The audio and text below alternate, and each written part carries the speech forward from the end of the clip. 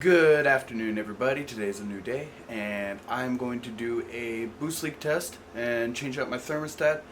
And I think that was it. There's the power draw I got to figure out, but I'm going to do that later.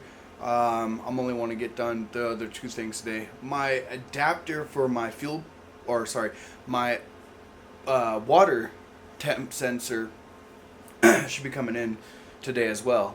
So you gotta love Amazon. Amazon's so great.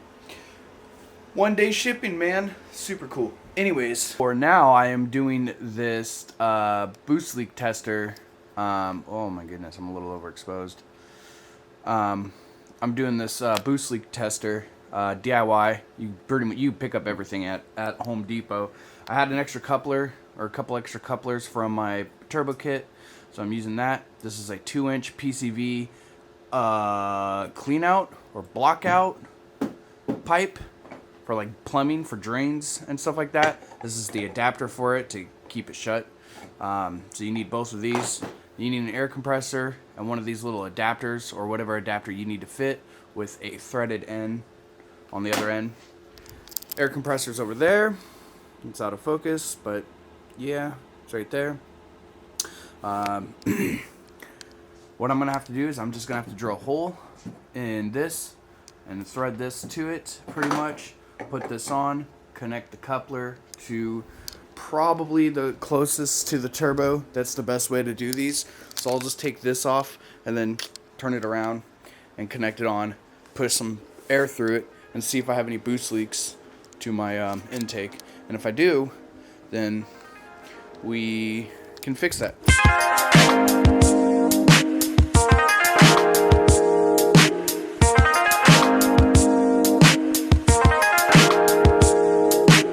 And there you have it, a DIY boost leak tester that cost me, I don't know, $9 maybe. Like, these PCV's cheap, these little adapters are cheap, so like it wasn't really that much. And I luckily had a extra coupler and some clamps, which would probably be the most expensive thing because the only other ones I can think of are going to be like at a parts store, and they're like $10-15 a coupler. But other than that, if you have everything, this works. And you don't have to worry about tapping this at all. This is PCV. It's just you can literally just screw this on and it'll make its own threads. So no biggie, just send it. Now, time to go pull that apart to put this on. Actually, first, what I need to do is, I should mention this because this is super important. You're doing this, make sure you're running your PSI the same that you would on your actual setup. So since I'm running 8 pounds, I'm gonna put this 8. I might actually put it at 10 just because I know I'm gonna be over boosting because the wastegate is a cheap wastegate, so it's gonna over boost. So I'm gonna put it to 10 and see what happens. All right, so I got it set. Here's how I did it too. So my little DIY, I was looking for like a tire gauge I can connect to this end and just kind of like put it on and get an actual good measurement of PSI. But I forgot I had this old boost gauge that I used to like mock everything up and test with and whatnot because it was like super cheap at work. And yeah, got it to work inside the DIY boost leak tester to give me a more accurate reading of my compressed air. And when I took it off, I was right at about between 8 and 9, which is where I want to be.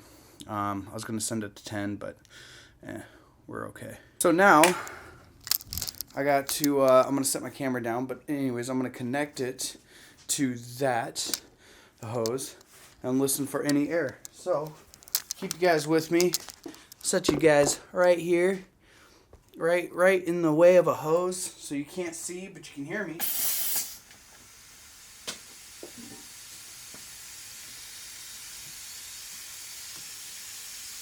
I'm hearing a slight bit of air right here at the intake. So, shoot. It's not a big issue, but maybe.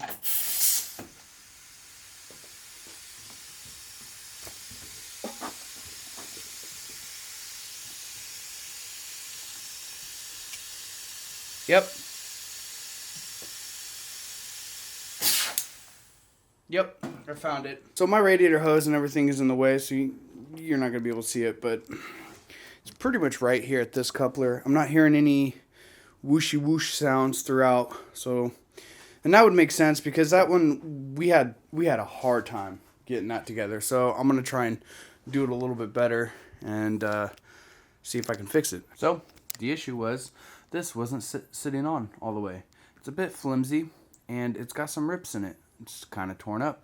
So I think that was one of the old ones and I just grabbed it. So I just got a new one from work.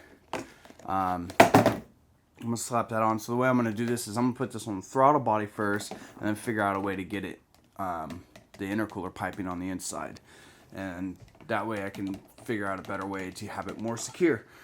So that's what I'm going to do right now. After putting this in, so yeah, the way this is going to have to work, where's my flashlight, is this is going to have to go in first. Oh my god, autofocus a little bit better, my guy.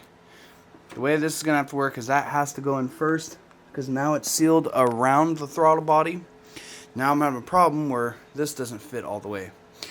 It's going to be easier to take off the piping at the intercooler right here than it is to modify this, because that has my IVAC air that goes to my IVAC. So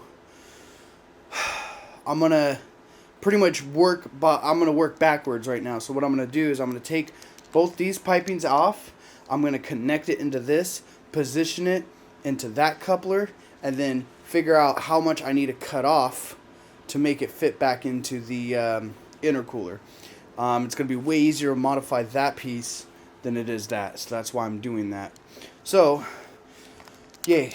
Get to disassemble this half of the part, or intercooler stuff. Yeah, you know what I mean. Anyways, let's do it. Okay, so actually, what I'm actually going to do, because I just realized this today at work, and I went in to go grab, try and grab a couple of, oh,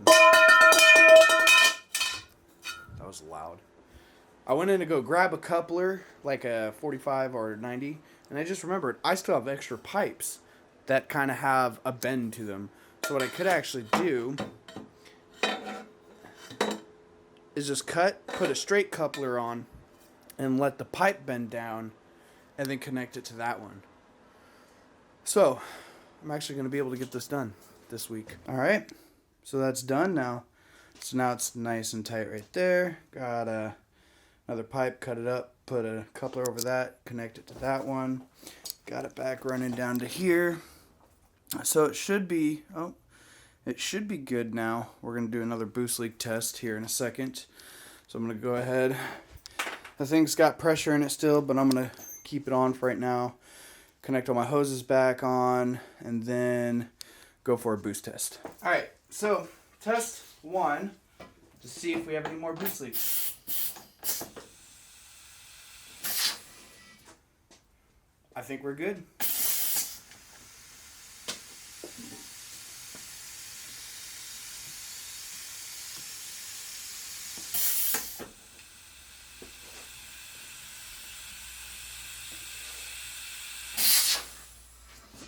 Yep, it's building some good pressure now. It's not, I'm getting a lot more air coming out of here than I was yesterday. I didn't mention that, but before what was happening is when I would take this off, it'd be a little bit of air that would come out. Pretty much the air that was just right here.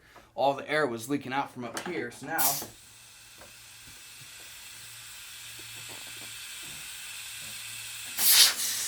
oh yeah, dude.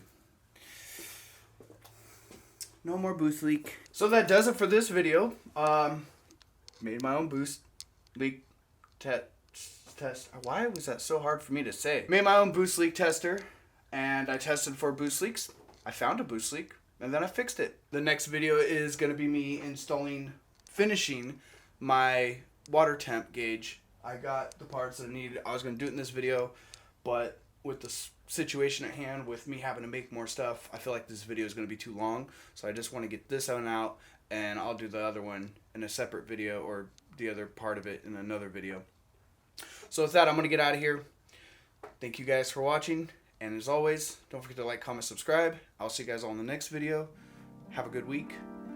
Okay, bye.